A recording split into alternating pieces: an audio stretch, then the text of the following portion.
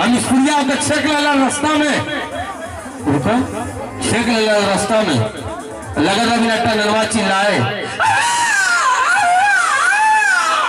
आवाज सुनस में थोड़ा काटा भट्टा पर आम स्प्लेंडर चाले को के आग लगल मारा आराम जाता।